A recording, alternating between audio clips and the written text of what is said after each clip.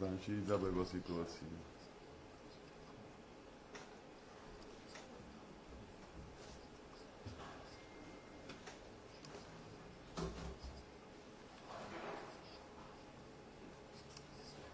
კაიო.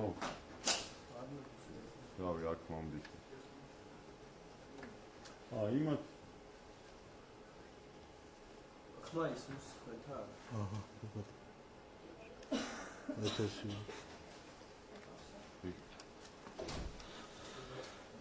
მოგესალმებით, საზოგადოებას გსურს გავაცნოთ ინფორმაცია მიმდინარე საარჩევნო დღის განმავლობაში გამოკვეთილ დარღვევებთან დაკავშირებით, რომელიც პირდაპირ მიზანმიმართულად ისახავს საარჩევნო პროცესში ხელის შეშლას და ასევე რომელიც მიმართული არის ქართული ოცნების წარმომადგენლების საწინააღმდეგოდ. პირველ რიგში გვინდა გამოვეხმაუროთ ხობში მომხდარ ინციდენტს.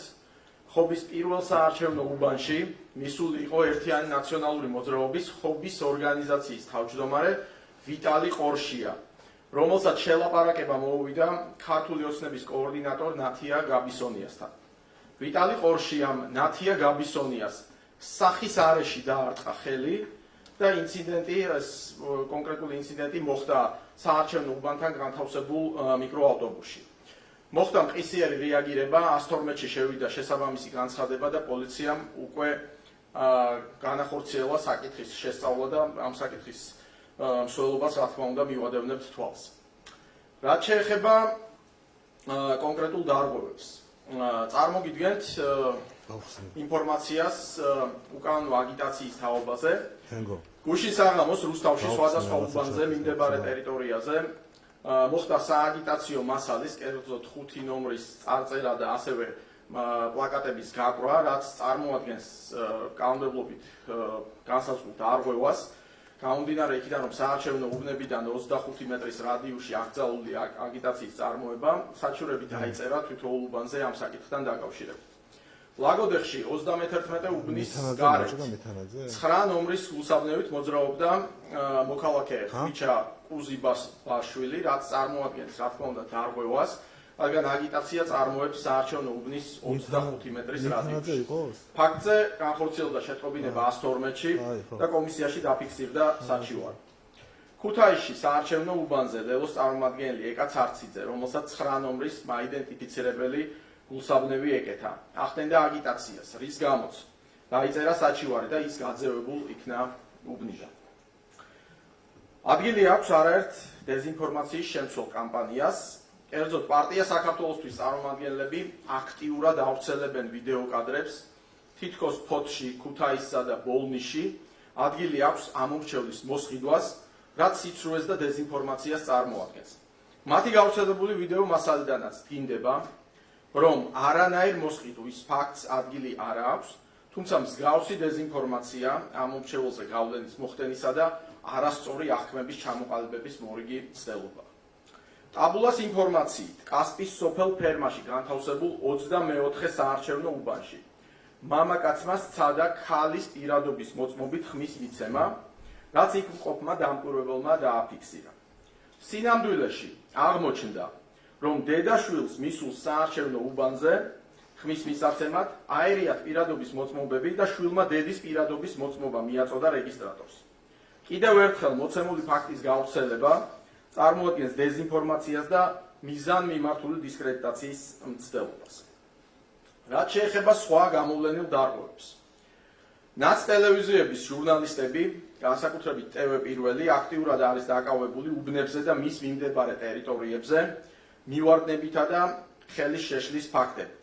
ისინი ხელს უშლიან თავიანთი საქმიანობით საარჩევნო კომისიის საქმიანობას და აგრეთვე გამოვლინდა კონკრეტული ფაქტები. კერძოდ, ქუთაისში მეშვიდე უბანზე ქართული ოცნების კოორდინატორებს TV პირველმა მინივენში წაართვა სიები.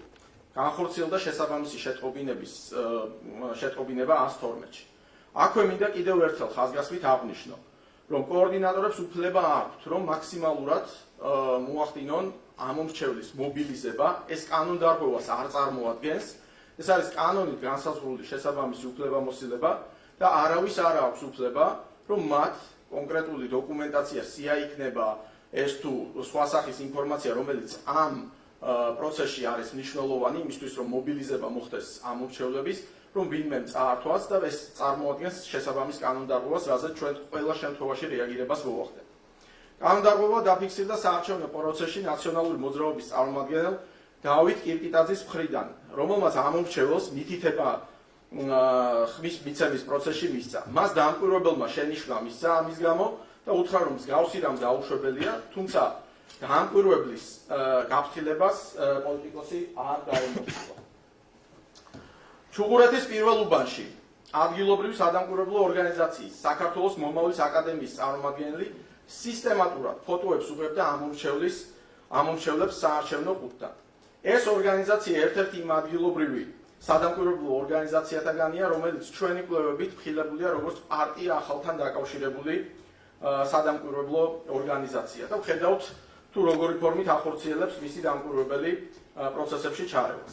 ნაცმოძრაობის წარმომადგენელი გოჩა შარაშენიძე ოზურგეთის სოფელ ბახვის მე-15 საარჩევნო უბანზე ცდილობდა საარჩევნო კაბინაში შესვლას და მოქალაქისათვის შესაბამისი მითითებების მიცემას. ოზურგეთის 38 უბანზე ხრიალეთში უბნიდან გააძევეს ნაციონალური მოძრაობის წარმომადგენელი გელა ხომერიკი, რომელიც ყვირილით შევარდა საარჩევნო უბანში, სცადა მაგიდების გადაადგილება და ხელს უშლიდა კომისიის მუშაობას. ნაციონალური მოძრაობის წარმომადგენელი ნანა ტავლელიშვილი გააძევეს გდანის მე-60 უბნიდან. ამომრჩეველს ხვდებოდა ეს ადამიანი ართმევდა პირადობებს და ატყუებდა თითქოს მათ არ უნდა მიეცათ იმ კონკრეტულ უბანზე ხმა, რის შედეგადაც მან შეძლო რომ 3 ამომრჩეველი გაებრუნებინა უბნიდან. აქვე დაფიქსირდა საზღვარგარეთ, კერძოდ ბრიუსელსა და სტოკჰოლმში საარჩევნო უბნებზე, რომლებიც მოგეხსენებათ, რომ გახსნილი არის საქართველოს საელჩოს შენობებში, ვანდალიზმის კონკრეტული ფაქტები და წარმოდგენილი მასალა ამაზე მიუთითებს. აქვე გვინდა გაცნობოთ, რომ ამ დროისთვის ფაქტიურად 6 საათი არის გასული, რაც საარჩევნო უბნები გაიხსნა და საარჩევნო პროცესი მიმდინარეობს და მოგეხსენებათ, რომ ქვეყნის მასშტაბით დაახლოებით 3000 საარჩევნო უბანი არის გახსნილი. მხოლოდ და მხოლოდ 102 საჩივარი არის დაფიქსირებული, რაც 3000 უბანთან მიმართებაში მიუთითებს მხოლოდ ერთზე, რომ საარჩევნო პროცესი ძირითადად მიმდინარეობს მნიშვნელოვანი ექსცესების გარეშე, გარდა იმ 2 შემთხვევისა, რომლის შესახებაც საზოგადოებამ გაიგო და ჩვენ აბსოლუტურად ჩვენთვის მიუღებელია კიდევ ერთხელ ის ფაქტი, რაც მარნეულში ფიქსირდება და ნებისმიერი პირი კიდევ ერთხელ მთელი პასუხისმგებლობით ვაცხადებთ, რომ ვინც არ უნდა იყოს ეს ადამიანი. თუ კი გაბედავს, რომ კანონის წინააღმდეგ წავიდეს და საარჩევნო პროცესებს კანონდარღვევით ხელი შეუშალოს, კანონის წინაშე უმკაცრესად დაიჯდება და პასუხს აგებს. მზადვარ რომ გიპასუხოთ შეკითხვებს. მოგესალმებით ბატონ გივი, დარღვევებზე, რომელზეც თქვენ ისაუბრეთ, მაგალითად პარტიის, ოპოზიციური პარტიების კონკრეტული წარმომადგენლების მხრიდან, იგივე მათი დამკვირვებლების მხრიდან, ეს არის სავარაუდოდ ისეთი დარღვევები, რომელიც მათაც უნდა იცოდნენ, რომ კანონს არღვევენ, ხო? რატომ აკეთებენ, რატომ აქვთ მათი მხრიდან ასეთ ფაქტებს ადგილი? ამ კითხვაზე პასუხი არის მარტივი, გამომდინარე იქიდან, რომ მართლაც უპრეცედენტოდ მშვიდობიანად ჩაიარა წინა საარჩევნო პერიოდმა. ამას ვამბობთ არა მარტო ჩვენ, არამედ ამაზე მეტყველებს კონკრეტული ფაქტები და ამაზე მეტყველებს ის ანგარიშები, რომელიც საერთაშორისო სადამკვირვებლო მისიებმა გამოაქვეყნეს, მათ შორის შეგახსენებთ, რომ ეუთო ოდირმა გამოაქვეყნა შუალედური ანგარიში, სადაც მიუთითა, რომ რაიმე არსებით გავლენას წინა საარჩევნო პერიოდში არ ჰქონია ადგილი. შესაბამისად, როდესაც მთელმა ამ პერიოდმა ჩაიარა მაქსიმალური სიმშვიდის ფონზე, მათი მთავარი აქცენტი არის გადატანილი არჩევნების დღეზე, რომ ყველანაირად ხელი შეუშალონ მშვიდობიან გარემოში არჩევნების ჩატარებას კონსტიტუციურ ფარგლებში, იმ კანონმდებლობის ფარგლებში, რომლითაც არჩევნები მიმდინარეობს. ჩვენ ვნახეთ, რომ ის რაც მოხდა მარნეულში, ეს ყველა შემთხვევაში არის მიზანმიმართული პროვოკაცია. ეს არის მოქმედება, რომელიც სისხლის სამართლის დანაშაულის კონკრეტულ ნიშნებს შეიცავს და შესაბამისი სამართალდამცავი ორგანოები ამ ფაქტის შესწავლით დაადგენენ და რეალურად იკვეთება მოცემულობა, რომ ეს არის დადგმული პროვოკაცია, გამომდინარე იქიდან, რომ ამ ადამიანმა, რომელიც კადრებში ვიხილეთ და ახორციელებდა მიზანმიმართულად ბიულეტენების ჩაყრას საარჩევნო კუთხეში ძალიან კარგად იცოდა, რას აკეთებდა, ისიც ძალიან კარგად იცოდა, რომ მიმდინარეობდა მისი გადაღება, როგორც იქ არსებული კამერით, ასევე ძალიან დიდ კითხვის ნიშანს აჩენს ის გარემოება, რომ სწორედ ნაც ტელევიზიის წარმომადგენელი ზუსტად შეესწრო იმ ფაქტს, როდესაც ეს პროცესი განხორციელდა.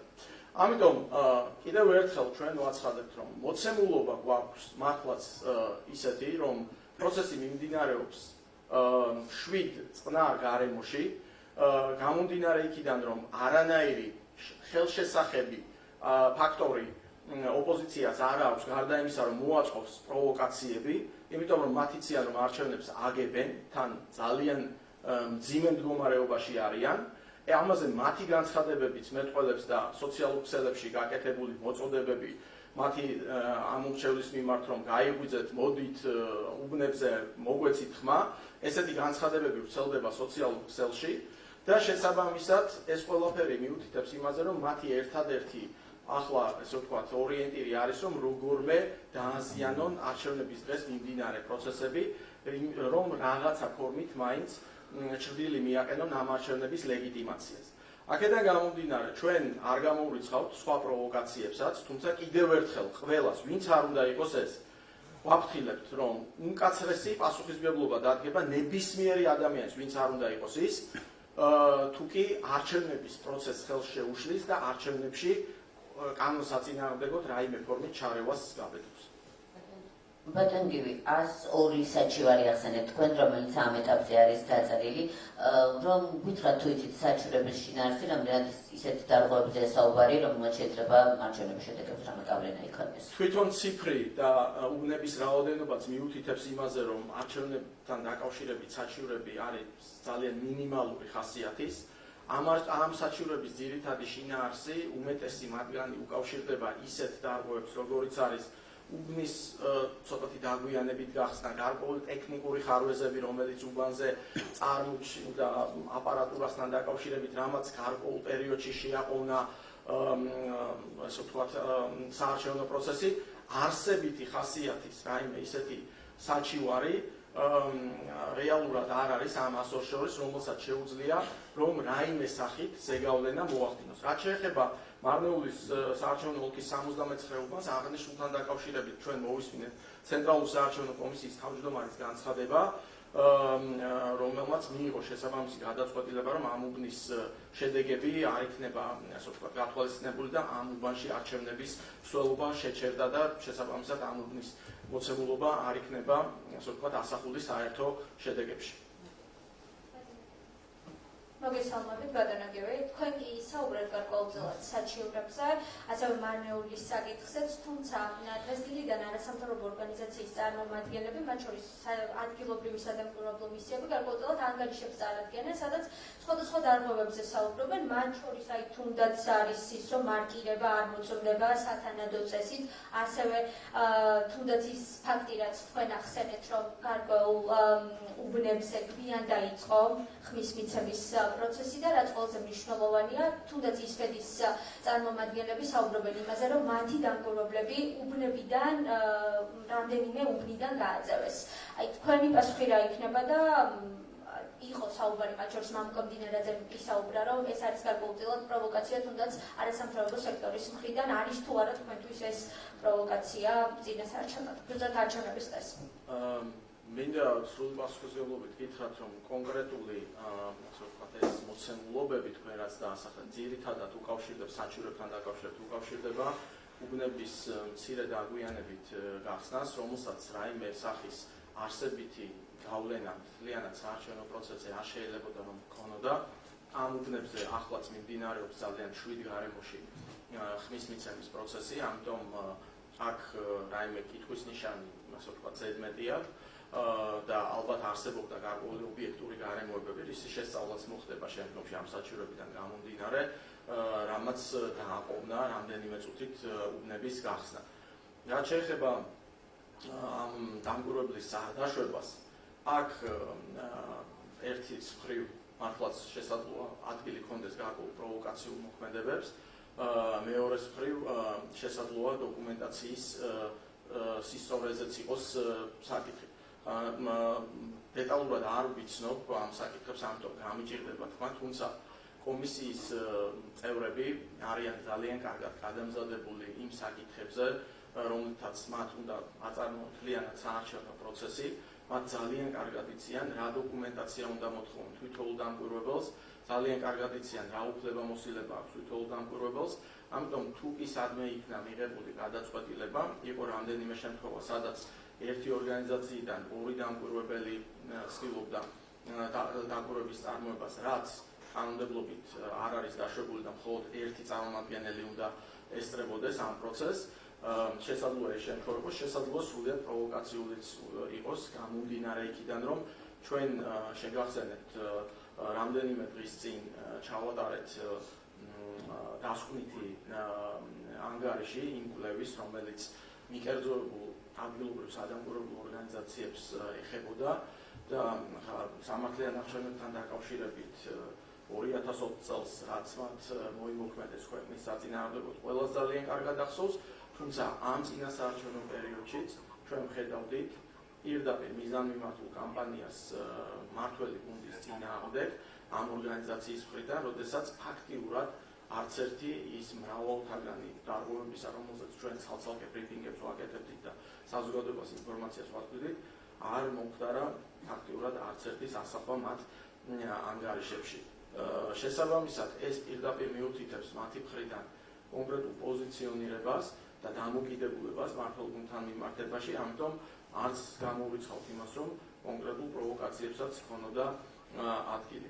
თუმცა მთელი მიზანი აი იმ მექანიზმის, რომელიც ცდილობს როგორმე ასე ვთქვათ, ამ პროცესებში ჩაერიოს, არის ის, რომ დააზიანოს ის მშვიდი გარემო, რომელიც აძლევს ჩვენს მოქალაქეებს, ამომრჩევლებს თავისუფალი ნების გამოხატვისა და გამოვლენების შესაძლებლობას და შექმნან არასწორი მცდარი აღქმები არსებულ საარჩევნო გარემოსთან და პროცესთან მიმართებაში. რის უფლებასაც რა თქმა უნდა არავის არ მივცემთ, გამომდინარე იქიდან, რომ კიდევ ერთხელ ვამბობ, მარნეულისა და ბაღდათის აი ორი უბნის ინციდენტის გარდა, ასე ვთქვათ, ყველა სხვა უბანში მიმდინარე პროცესი არის კანონმდებლობის სრულ ფარგლებში და ყველა მისულ მოქალაქეს ეძლევა თავისუფალი ნების თავისუფლად გამოხატვის შესაძლებლობა და იმ საჩივრების რაოდენობაც, რაც 6 საათის შემდეგ, უბნებიდან გახსნის შემდეგ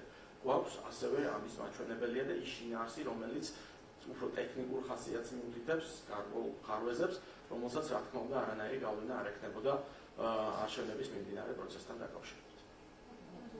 მადლობა.